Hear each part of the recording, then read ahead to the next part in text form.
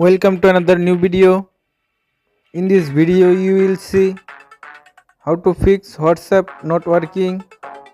Please follow complete the process.